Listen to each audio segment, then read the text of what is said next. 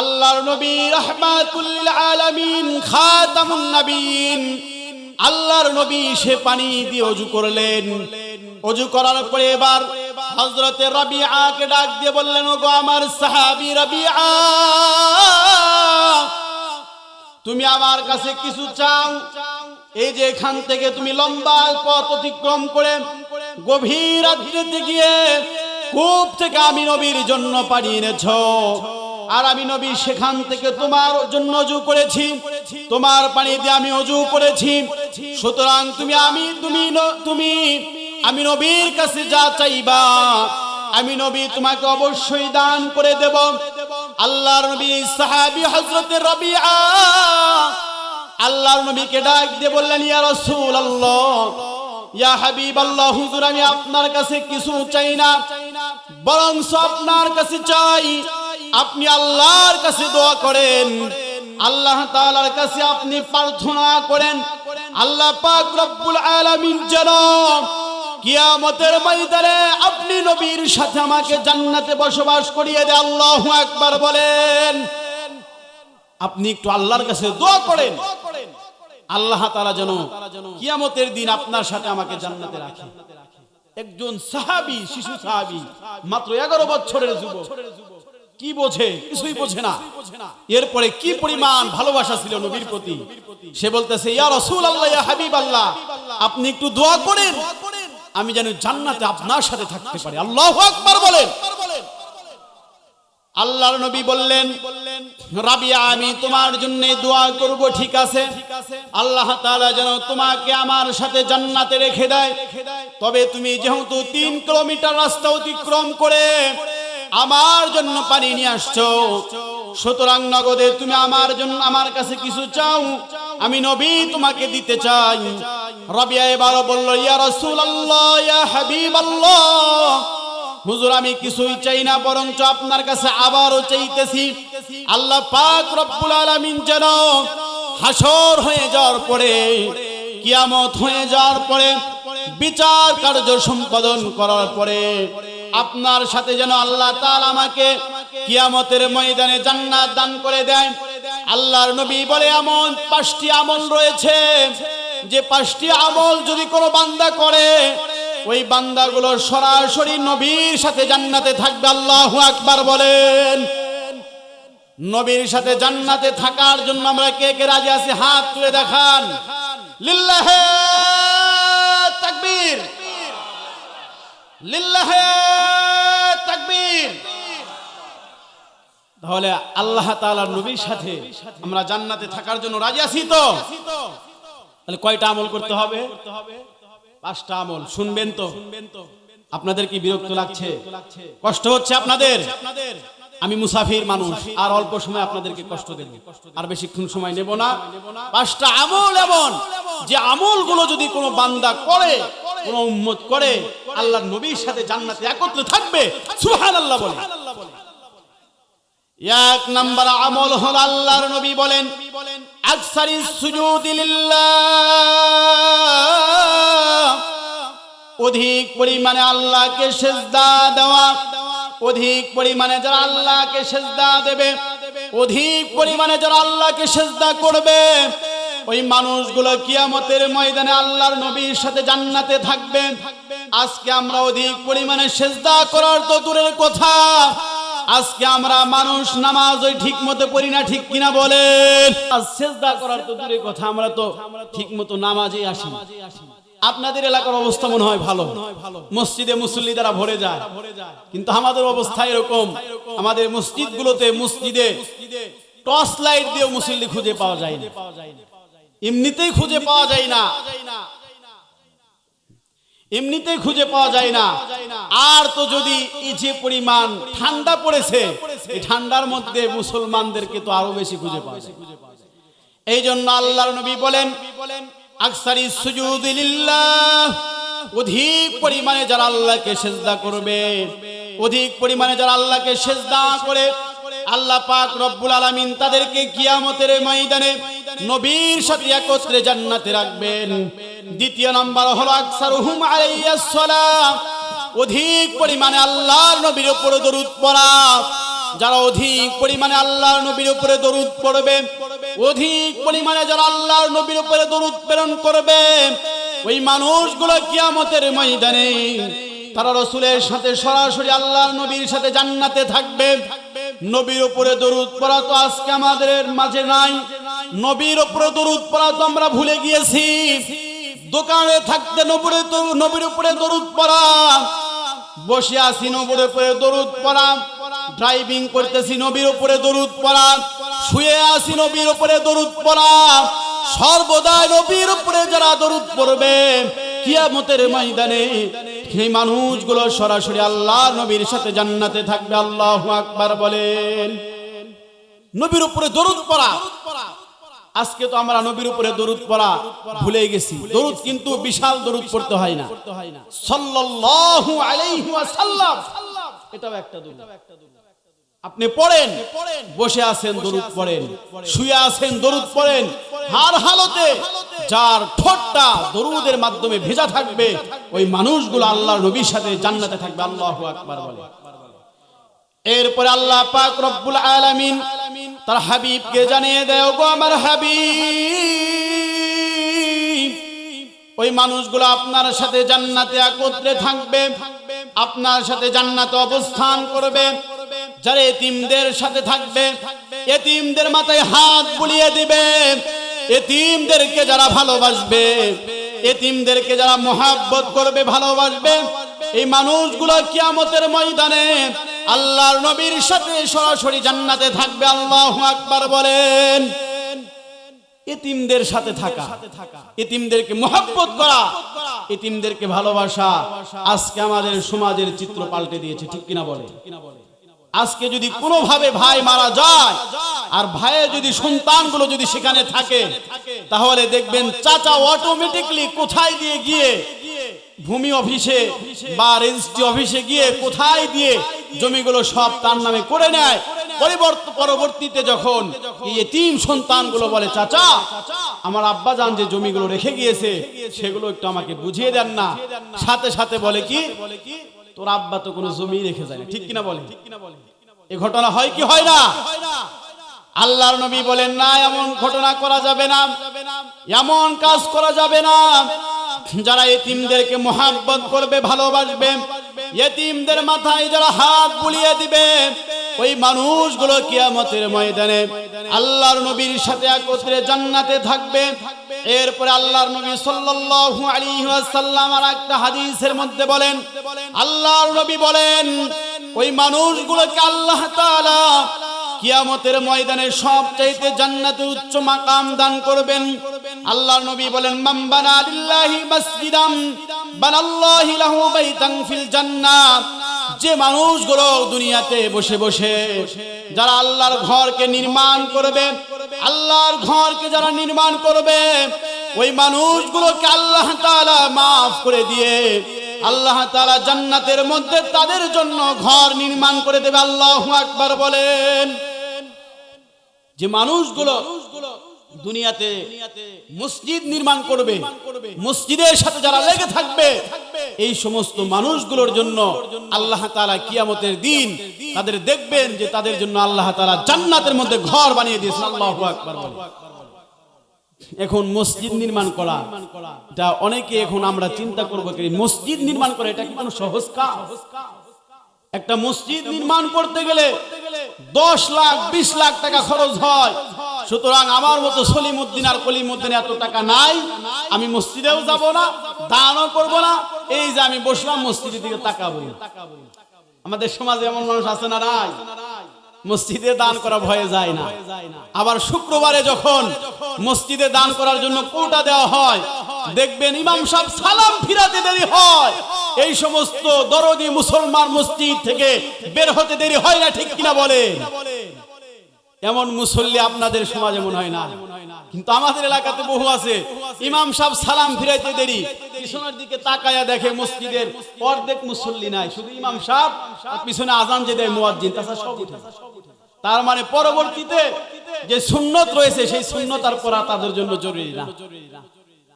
সমস্ত উলামায়ে কেরাম এই ব্যাপারে একমত ঐক্যমত পোষণ করেছে জুমার নামাজের আগে যে 4 রাকাত সুন্নত আছে এটা যদি কেউ না পড়ে তবে গুনাহ যদি নাও হয় এটাও সুন্নতে মুআক্কাদা, তবে এই ব্যাপারে ছাড় আছে। কিন্তু পরবর্তীতে যে 4 রাকাত সুন্নত আছে এটাকে যদি কেউ আদায় না করে 100% তার আমলনামায় গুনাহ লেখা হবে, ঠিক কিনা বলেন? তাহলে মুসলমান আসলো নামাজে সওয়াব কামাই করার জন্য, আর এই মুসলমানটাই এই মুসলিম এই মুসল্লিটাই আবার গুনাহ কামাই করে মসজিদ থেকে চলে যায়, ঠিক কিনা বলেন? তাহলে আসলো নেকি করার জন্য। দেখবেন এমন মুসল্লি আমাদের সমাজে অভাব নাই, ঠিক কিনা বলেন? আমাদের সমাজের দিকে তাকায় দেখেন, আমাদের সমাজের চিত্রগুলো হলো এমন, কোন ব্যক্তি যদি মসজিদে চলে যায় আর তার বাসায় যদি যাওয়া হয়, তার বাসায় গিয়ে যদি খোঁজ করা হয় অমুক ব্যক্তি আব্দুল করিম বাড়িতে আছে কিনা, বাড়ি থেকে উত্তর করা হয় আমার বাবা মসজিদে গিয়েছে, অল্প কিছুক্ষণ সময় অপেক্ষা করেন, আমার বাবা অল্প সময়ের মধ্যেই চলে আসবে। আর যদি চাষটালে চলে যায় আর যদি দোকানপাটে চলে যায় তাহলে বলে আমার বাবা বাজারে গিয়েছে, চাষটালে বসে বসে অফিস করতেছে, আমার বাবা কখন আসবে এটার কোনো গ্যারান্টি আমি দিতে পারি না, সুতরাং আপনি পরে আসেন, আপনি আমার বাবার জন্য আর অপেক্ষা করিয়েন না, ঠিক কিনা বলেন? যদি বাজারে যায় গ্যারান্টি দেয়, মসজিদে গেলে গ্যারান্টি দেয় যে এই বসেন, বেশি না, নামাজ পড়তে কয় মিনিট লাগবে, এই 5 মিনিট, সুন্নত আর বেতের পরেই দেখবেন চলে আসবে, সুতরাং বেশিক্ষণ লাগবে না, আপনি বসেন, দেখবেন বাবা চলে আসছে। আর যদি কোনো মতো চাষটালে চলে যায়, যদি কোনো মতো যদি বাজারে চলে যায় আর গ্যারান্টি দেওয়া যায় না, ঠিক কিনা বলেন? তখন আর গ্যারান্টি দেওয়া যায় না কখন আসবে। আপনি যদি রাত 10টার সময় 10টা পর্যন্ত বসে থাকেন, এরপরে আমার আব্বা 10টায় আসবে কিনা সন্দেহ, সুতরাং এত সময় অপেক্ষা করা দরকার। এই জন্য আল্লাহ রাসূল সাল্লাল্লাহু আলাইহি ওয়াসাল্লাম বলেন, হে দুনিয়ার মানুষেরা, তোমরা কি জানো আল্লাহ পাক রব্বুল আলামিন মসজিদটাকে কত দামি বানিয়েছেন? আল্লাহ তাআলা বলেছেন, হে দুনিয়ার মানুষেরা, দুনিয়ার মধ্যে সবচাইতে উত্তম জায়গা হলো মসজিদ, আর সবচাইতে খারাপ জায়গা হলো বাজার। সুতরাং মসজিদকে যারা নির্মাণ করবে, মান বানা লিল্লাহি মাসজিদাম বানাল্লাহু লাহু বাইতান ফিল জান্নাহ, যে ব্যক্তি মসজিদ নির্মাণ করবে আল্লাহ পাক রব্বুল আলামিন আখিরাতের মধ্যে তার জন্য জান্নাতের মধ্যে ঘর নির্মাণ করে দেবে। আল্লাহু আকবার বলেন। এখন একটা মসজিদ তো আমার জন্য নির্মাণ করা সম্ভব নয়, একটা মসজিদ তো আমি নির্মাণ করতে পারবো না। আল্লাহর নবী সাল্লাল্লাহু আলাইহি ওয়াসাল্লামের হাদিসের ব্যাখ্যায় মুফাসসিরিনে কিরামগণ বলেন, একটা মসজিদ আপনার জন্য নির্মাণ করা দরকার নাই, মসজিদের কাজ চলিতেছে, মসজিদের কাজ নির্মাণ করা হইতেছে, মসজিদের মেম্বারের কাজ চলিতেছে, মসজিদের টাকা পয়সার প্রয়োজন, আপনি মসজিদে একটা ইট দান করে দিলেন, মসজিদের জন্য আপনি একটা মাউথপিস কিনে দিলেন, মসজিদের জন্য একটা পাপোশ কেনার টাকা দিয়ে দিলেন। এভাবে যদি আপনি মসজিদের সাথে শরীক থেকে যান, 1 টাকার বিনিময় হলেও যে মহান মালিক আল্লাহ তাআলা জান্নাতের মধ্যে ঘর নির্মাণ করে দিবেন, তিনি কে? 10 টাকা দিয়েছে মসজিদ নির্মাণ করার জন্য, এই 10 টাকার মাধ্যমেও আল্লাহ তাআলা আপনার জন্য জান্নাতের মধ্যে একটা ঘর নির্মাণ করে দেবে। চিৎকার দিবেন আল্লাহু আকবার। এই জন্য মসজিদ নির্মাণ করার কাজ আমাদের দরকার আছে না নাই? আমাদের এই মসজিদগুলোতে দেখবেন সভাপতি, কমিটি, সেক্রেটারি যারা আছে চিল্লা ফাল্লা করতে করতে তাদের গলা ব্যথা হয়ে যায়, এরপরেও মসজিদের নির্মাণ কাজগুলো শেষ হয় না। কিন্তু যে সমস্ত মানুষগুলো আল্লাহ তাআলাকে ভালোবাসে, আল্লাহ তাআলার ঘরকে ভালোবাসে, ওই মানুষগুলো আল্লাহ পাক রব্বুল আলামিনের ঘরগুলোকে হেফাজত করে। আর আল্লাহর নবী বলে, আল্লাহ তাআলার ঘরগুলোকে যারা হেফাজত করবে, আল্লাহর ঘরগুলোকে যারা নির্মাণ করবে, আল্লাহ তাআলা জান্নাতের উচ্চ মাকাম জান্নাতুল ফিরদাউস দিয়ে দিবে। আল্লাহু আকবার বলেন। বাদশাহ হারুন আর রশিদের একটা ঘটনা। বাদশাহ হারুন আর রশিদের জামানায় একজন আল্লাহর ওলি ছিলেন, বাহলুল পাগল যাকে আমরা বলি। কিন্তু তিনি আল্লাহ তাআলার একজন ওলি ছিলেন। আল্লাহ পাক রব্বুল আলামিনকে অনেক ভালোবাসতেন, আল্লাহ তাআলার ইবাদত করতেন, বেশি বেশি নামাজ পড়তেন, বেশি বেশি আল্লাহকে ডাকতেন, যার কারণেই তাকে আমরা বাহলুল পাগল বলে চিনি। তিনি হলো আল্লাহ তাআলাকে অত্যন্ত মহব্বত করতেন। এই বাহলুল পাগল একদিন রাস্তা দিয়ে যাচ্ছিলেন, যাওয়ার পথে হঠাৎ করে জঙ্গলের ভিতরে চলে গেছে। যাওয়ার পরে জঙ্গলের ভিতরে যখন দাঁড়িয়ে আছে, দাঁড়ানোর পরে হঠাৎ করে তার কানের মধ্যে আওয়াজ চলে আসলো, কেমন যেন একটা কান্নার আওয়াজ চলে আসছে। বাহলুল পাগল থমকে দাঁড়িয়ে গেলেন আর চিন্তা করলেন এমন কান্নার আওয়াজ কোথায় থেকে ভেসে আসে। সুতরাং তিনি সেখানে খুঁজতে লাগলেন। খোঁজাখুঁজি করার পরে তিনি দেখতে পেলেন গভীর জঙ্গলের মধ্যে আল্লাহ তাআলার একটি ঘর, যে ঘরটা ধ্বংসস্তূপে পরিণত হয়েছে। এই মসজিদের ভিতর থেকে কান্নার আওয়াজ আসিতেছে আর বলা হইতেছে, আমাকে যে নির্মাণ করবে আল্লাহ পাক রব্বুল আলামিন তার জন্য জান্নাতের মধ্যে একটা ঘর নির্মাণ করে দেবে। বাহলুল পাগল সেখান থেকে চলে গেলেন।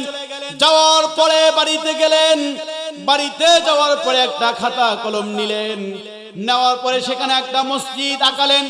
মসজিদ আঁকানোর পরে মহল্লার অলিতে গলিতে গিয়ে কথাটা বলে বলে বেড়াচ্ছেন আর বলতেছেন, এমন কোন ব্যক্তি রয়েছে যিনি আল্লাহর জান্নাত ক্রয় করতে চাও, যিনি আল্লাহর জান্নাতকে ক্রয় করতে চায়, এমন কোন ব্যক্তি রয়েছে। সকলেই বাহলুল পাগলের কথা শুনলেন, কিন্তু তার কথার দিকে কেউ ভ্রুক্ষেপ করলেন না। কারণ হলো একজন পাগলের কথার দিকে কে ভ্রুক্ষেপ করবে? বাদশাহ হারুন আর রশিদ তিনি চিন্তা করলেন, বাহলুল পাগলের হাতে একটা কাগজ দেখিতেছি, এই কাগজের মধ্যে একটা মসজিদের ছবি আঁকানো। তিনি চিন্তা করলেন বাহলুল পাগলের কথা শুনে কি হবে, তার কথার দিকে ভ্রুক্ষেপ না করে তাকে তাড়িয়ে দিলেন। কিন্তু বাদশাহ হারুন আর রশিদের স্ত্রী তিনি বাহলুল পাগলকে ডাক দিয়ে বাহলুল পাগলের হাত থেকে কাপড়টা নিয়ে নিলেন। কাগজটা নেওয়ার পরে কাগজটার দিকে তাকায়া দেখলেন একটা মসজিদের ছবি নির্মাণ করা রয়েছে। এবার বললেন, বাহলুল বলো, এই কাগজটাকে যদি আমি ক্রয় করি, এই কাগজটাকে ক্রয় করলে আমার কি লাভ হবে? বাহলুল এবার উত্তর দিয়ে দিলেন, আপনি যদি এই কাগজটাকে ক্রয় করেন, আপনি যদি এই কাগজটাকে ক্রয় করেন, তাহলে মহান মালিক আল্লাহ পাক রব্বুল আলামিন আপনাকে জান্নাতের মধ্যে একটা ঘর দিয়ে দেবে। আল্লাহু আকবার বলেন। বাদশাহ হারুন আর রশিদের স্ত্রী সাথে সাথে বলল, তোমার এটাকে আমি কেমনে ক্রয় করতে পারি? বাদশাহ হারুন আর রশিদের স্ত্রী কথা বলার পরে বাহলুল পাগল উত্তর করলেন, আপনি যদি 400 দিনার আমাকে দেন, তাহলে আপনার কাছে এটা বিক্রি করে দেব। বাদশাহ হারুন আর রশিদের স্ত্রী সেটাই করলেন, 400 দিনার দিয়ে ক্রয় করলেন। ক্রয় করার পরে বাদশাহ হারুন আর রশিদের কাছে নিয়ে গেলেন। নেওয়ার পরে বললেন, আমি আল্লাহ পাক রব্বুল আলামিনের জান্নাতকে ক্রয় করেছি। বাদশাহ হারুন আর রশিদ বললেন, তুমি এমন কাজ কেন করেছো? কারণ তার কথাই কেন বিশ্বাস করেছো? আল্লাহ পাক রব্বুল আলামিন রাত্রি হয়ে যাওয়ার পরে বাদশাহ হারুন আর রশিদ ঘুমিয়ে পড়েছে। ঘুমানোর পরে স্বপ্নের মধ্যে তিনি দেখেন আল্লাহ পাক রব্বুল আলামিনের একজন ফেরেশতা জান্নাতের দরজা খুলে দিলেন। জান্নাতের দরজা খুলে দেওয়ার পরে আল্লাহর ফেরেশতা সেখান থেকে প্রবেশ করলেন। আর সেখানে এসে বাদশাহ হারুন আর রশিদের স্ত্রীকে ডাক দিয়ে বললেন, আল্লাহ পাক রব্বুল আলামিন এই যে সুন্দর জান্নাত দেখতেছেন, এত সুন্দর জান্নাত আল্লাহ পাক রব্বুল আলামিন আপনার জন্য বরাদ্দ করে দিয়েছে। আল্লাহু আকবার বলেন। বাদশাহ হারুন আর রশিদের ঘুমটা ভেঙে গেল। বাদশাহ হারুন আর রশিদ চিৎকার করতে লাগলেন। তাই স্ত্রীকে ডেকে বললেন, আমি তো ভুল করে ফেলেছি। বাদশাহ হারুন আর রশিদ বাহলুল পাগলের কাছে চলে গেল। যাওয়ার পরে বললে, এবার তুমি আমাকে এমন একটা জান্নাত দিয়ে দাও, আবার তুমি কাগজের মধ্যে একটা মসজিদের ছবি এঁকে আমাকে দাও, আমি এর চাইতে বেশি দাম দিয়ে ক্রয় করব। বাহলুল পাগল এবার ডাক দিয়ে বললেন, না না, আল্লাহর পক্ষ থেকে ফয়সালা একবারও আসে, আল্লাহ পাক রব্বুল আলামিন আপনার স্ত্রীর জন্য জান্নাতের বাজেট করে দিয়েছে। আল্লাহু আকবার বলেন। এই জন্য দুনিয়াতে জান্নাত ক্রয় করার জন্য, দুনিয়াতে জান্নাত ক্রয় করতে আমরা কে কে রাজি আছি? আল্লাহকে হাত তুলে দেখাই। লিল্লাহে তাকবীর, লিল্লাহে তাকবীর।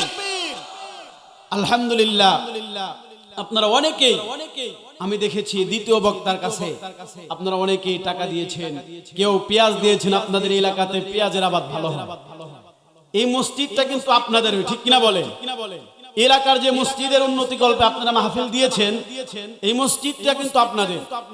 এই মসজিদের দায় রক্ষণাবেক্ষণ করা এটা আপনাদের জন্য জরুরি। কিয়ামত পর্যন্ত এটার দায়িত্ব আপনাদের কাছে। সুতরাং আপনারা যদি মসজিদটাকে ভালো রাখেন, আপনারা যদি মসজিদটাকে উন্নত করেন, আল্লাহ পাক রব্বুল আলামিন তার রহমতকে আপনাদের গ্রামের উপর ঢেলে দিবেন। আল্লাহু আকবার বলেন। এই জন্য আমি মুসাফির মানুষ, আপনাদের সামনে এখানে এসেছি। আপনাদের সামনে আসার পরে আমি দুই চারটা কথা বলেছি। আপনারা অনেকেই দ্বিতীয় বক্তার কাছে অনেকেই দিয়েছেন। আমি মুসাফির মানুষ এসেছি, মুসাফিরের দোয়া কবুল হয়। আপনারা যে যা পারেন আমার কাছে এখানে এসে কিছু দেবেন, আল্লাহ পাক রব্বুল আলামিন আপনার উপর রহমত নাজিল করবেন। আর আল্লাহ পাক রব্বুল আলামিন যে সমস্ত বান্দারা দান করবে, আল্লাহ তাআলা যেন তাদের দানের মধ্যে বরকত দান করেন। দান করার মাধ্যমে আল্লাহ তাআলা সরাসরি বান্দার উপর থেকে সমস্ত বালা মুসিবত দূর করে দেয়। চিৎকার দিবেন আল্লাহু আকবার।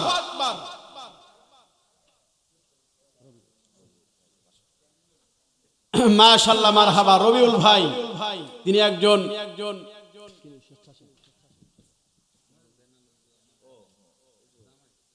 ও আচ্ছা, এই এলাকারই একজন জামাই, তিনি মসজিদের জন্য 500 টাকা দান করেছে। আমরা সকলে একবার তার জন্য তাকবীর দেব। লিল্লাহে তাকবীর। রবিউল ভাইয়ের 500 টাকাকে আল্লাহ কবুল করুক, তার জানে মালে বরকত দান করুক। আল্লাহ তাআলা যেন তাকে জান্নাতি হিসেবে কবুল করে। সকলে আল্লাহুম্মা আমিন। একটু জিকির করি, লা ইলাহা ইল্লাল্লাহ, জোরে লা ইলাহা ইল্লাল্লাহ, লা ইলাহা ইল্লাল্লাহু মুহাম্মাদুর রাসূলুল্লাহ। মাশাআল্লাহ, মারহাবা, জাযাকাল্লাহু খায়রান ফিদ দারাইন। খোরশেদ সাহেব বাবা মার জন্য 1 মণ ধান দান করেছে। সকলে আমরা একটু হাত তুলে মুনাজাত করি, আল্লাহুম্মা আমিন।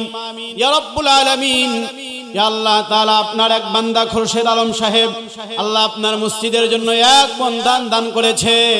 আল্লাহ আপনি তার দান কানাকে কবুল আর মঞ্জুর করে নেন, তার জানে মালে বরকত দিয়ে দেন। আল্লাহ বাবা মার জন্য দোয়া চেয়েছে। রব্বুল আলামিন, বাবা মা যাদের নাই তারাই বোঝে বাবা মার কি বেদনা। আল্লাহ তাআলা তার বাবা মাকে আপনি মাফ করে দিয়ে জান্নাতুল ফিরদাউস দান করে দেন।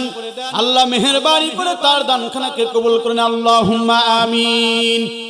মুসলমান ভাইরা, আমি আপনাদের সামনে কুরআনুল কারীমের একটা আয়াত তেলাওয়াত করেছি। আল্লাহ পাক রব্বুল আলামিন বলেন, ইয়া আইয়ুহাল্লাযীনা আমানুসবিরু ওয়াসাবিরু ওয়ারাবিতু ওয়াত্তাকুল্লাহ।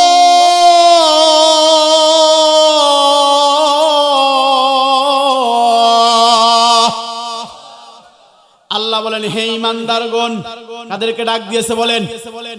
চিৎকার দিতে হবে। কাদেরকে ডাক দিয়েছে? আল্লাহ বলেছেন, হে ঈমানদারগণ। আমরা যারা এখানে বসে আছি, আমার মনে হয় আমরা সকলে ঈমানদার, ঠিক কিনা বলেন?